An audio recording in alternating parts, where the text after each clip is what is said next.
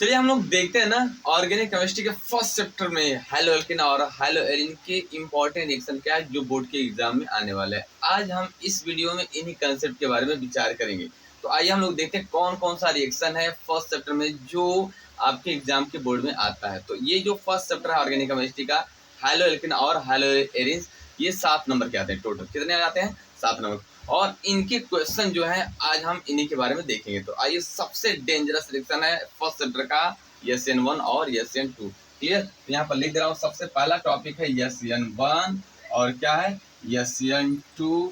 इनमें क्या है सबसे इंपॉर्टेंट चीज है SN1 और SN2 में अंतर आता है। अब ये दो तरीका से अंतर आता है। पहला अंतर तो आता है लिखित कि भाई SN1 और SN2 के बारे में क्या समझते हो, इनको लिखिए, या SN1 और SN2 के 4 अंतर बताइए। क्लियर? अब दूसरा अंतर क्या आता है कि SN1 अप्रिया से क्या समझते हैं, या नाभिक रागिक अप्रिया से क्या समझते हैं, या SN1 या नाभिक रागिक प्रतिस्थापन अप्रिया से क्या समझते हो, या SN1 और SN2 अप्रिया से क्या समझते हो, क्रिया विधि के साथ विवेचना कीजिए।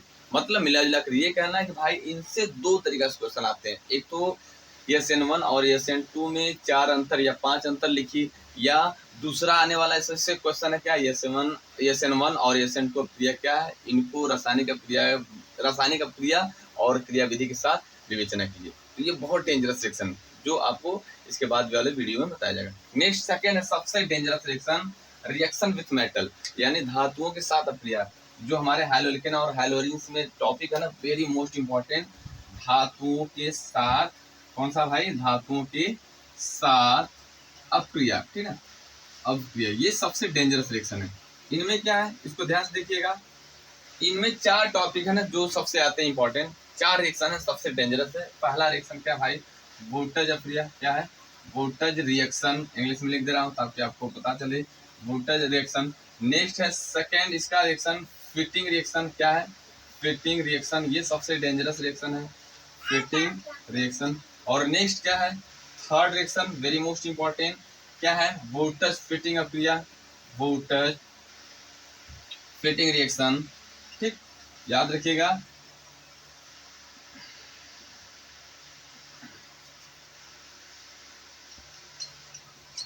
और नेक्स्ट सबसे खतरनाक फ्रैंकलैंड, कौन सा है, फ्रैंकलैंड अप्रिया। ठीक है, फ्रैंकलैंड अप्रिया। ठीक, रिएक्शन जिसे हम बोलते हैं इंग्लिश में रिएक्शन, फ्रैंकलैंड रिएक्शन। एक मिनट थोड़ा सा अच्छे से बना दे रहा हूँ, एक बार हिंदी में इसको एक्सप्लेन कर देना, आप घबराइएगा मत। ठीक है, सबसे डेंजरस रिएक्शन क्या भाई, देखिए हमने क्या बोला था कि हमारे जो ऑर्गेनिक केमिस्ट्री में फर्स्ट चैप्टर है हैलोएल्केन और हैलोइंस, इनमें कौन कौन से रिएक्शन इंपॉर्टेंट है जो बोर्ड में आते हैं। तो हमने क्या बोला था कि कुछ रिएक्शन है जो इम्पोर्टेंट है, और ये चैप्टर जो 7-8 नंबर का होता है। और याद रखिए सभी कंसेप्ट इनसे नहीं पूछे जाते हैं, बट कुछ ही कंसेप्ट है जो सबसे डेंजरस है, और इस वीडियो में हम उन्हीं के बारे में चर्चा कर रहे हैं। तो देखिए सबसे इम्पोर्टेंट हैलोलिकन और हैलोलिस में कौन सा कंसेप्ट है हमारा भाई, SN1 और क्या है दूसरा SN2 क्रिया। इनमें अंतर क्या है इनको बताया गया ना कि लिखित अंतर, क्रिया विधि के साथ अंतर, या रासायनिक समीकरण के साथ अंतर आपको देना है, तो इस तरह आता है।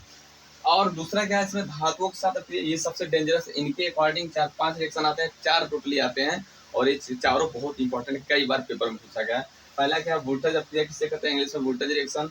नेक्स्ट क्या है फिटिंग रिएक्शन, किसे कहते हैं हिंदी में फिटिंग अप्रिय क्या होता है। और नेक्स्ट क्या है वोल्टेज फिटिंग अप्रिय, यानी वोल्टेज फिटिंग रिएक्शन, ये इंग्लिश में बोला गया। उसके बाद नेक्स्ट क्या फ्रैंकलिन रिएक्शन, यानी फ्रैंकलिन अप्रिय क्या है। ये रिएक्शन जो है ना, इन चारों में से 2 डेली आते हैं हर ईयर में, डेली मतलब नहीं, हर ईयर में जरूर आते हैं। क्लियर?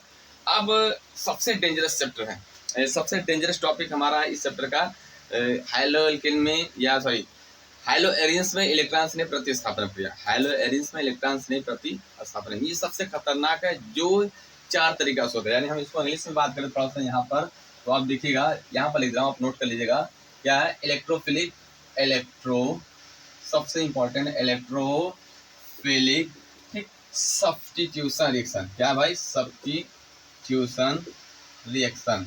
ठीक है ना, याद रखिएगा ये कंसेप्ट सबसे इंपॉर्टेंट है, वेरी मोस्ट इंपॉर्टेंट। इसको लगा दे रहा हूँ, आप अच्छे से तैयार कर लीजिए, कुछ मत पढ़ो या ना पढ़ो, लेकिन जान जाओ भाई ना।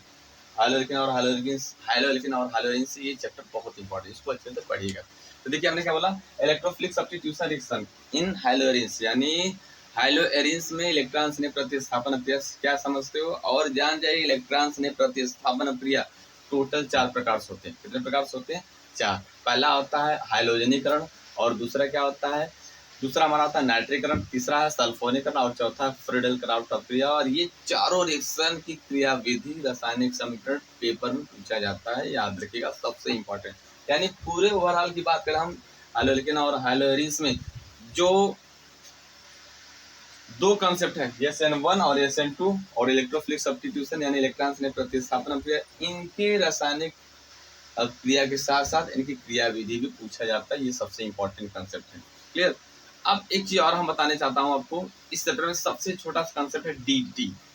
क्या होता है DDT? DDT की बनाने की विधि क्या होता है, DDT क्या होता है और DDT का उपयोग क्या है, DDT का संरचना क्या है, इस तरह के क्वेश्चन आते हैं। और एक और लास्ट टॉपिक है फ्रेयान, फ्रेयान और टेफ्लॉन। ये दोनों पूछता है, लेकिन ये बहुत संभवतः आते हैं, लेकिन DDT और ये जो हमारे मेन कंसेप्ट है, इन्हें क्वेश्चन ज्यादा किए जाते हैं। और एक चीज और बताकर जा रहा हूँ, लास्ट टॉपिक सबसे खतरनाक जो है समवेता। क्या है? समवेता। इनसे समवेता से भी क्वेश्चन आते हैं। What is the isomerism in, sorry, what is the isomerism in haloalkane और हैलोरिन्स। ठीक, तो आइसोमेरिज्म से भी क्वेश्चन इस चैप्टर से आते हैं, खास करके हैलोलिकिन। क्लियर? ये जितने भी कंसेप्ट हम बताएं, इसको नेक्स्ट वीडियो में विथ मैकेनिज्म साथ और एकदम बेसिक नॉलेज के साथ एक्सप्लेन किया जाएगा। बस अब तैयार रहेगा कब हम सेल करें।